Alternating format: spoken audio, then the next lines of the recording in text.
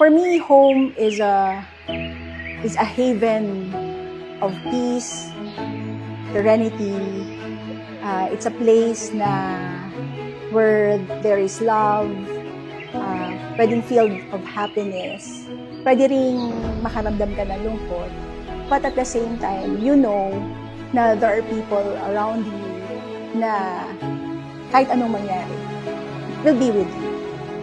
Okay? Even sa pinaka-lowest point of your life. For me, that's home. Welcome home! Alam niyo ba, kwento ko na rin, itong lupa na to, itong lugar ng punasan yung bahay namin, nung nagbabas pa lang kami at dumadaan kami sa Torbina, every time na nakikita namin itong lugar na to, tinuturo namin yung bahay doon.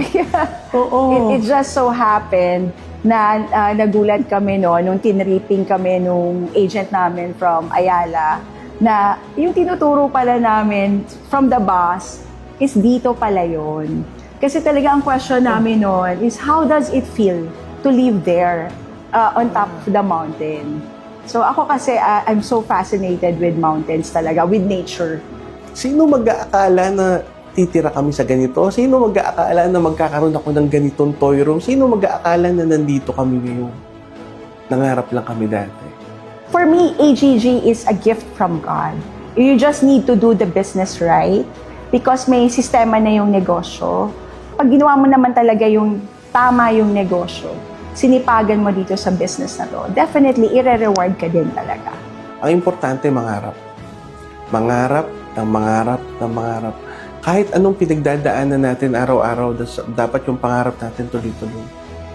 Sa akin, ang home, ito yung lugar na mapipil mo yung love. At saka ito yung lugar na pwede kang umiyak.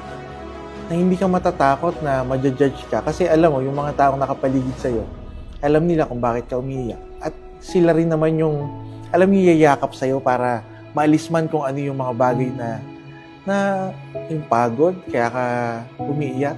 Yung ganun. Home sa akin, kung saan malalabas yung natural. Kasi alam mo na, naiintindihan ka nila. Ang AGG kasi naging home ko na for 19 years. And lahat ng promises ng AGG, magmula nung nagsimula, is natupad talaga yun sa buhay namin. Natupad sa buhay ko, natupad sa buhay namin ni Ap Mike, at natupad din sa buhay ng mga anak ko. AGG gave me a beautiful home. Hindi ito mangyayari without AGG. Kaya ako, para sa akin,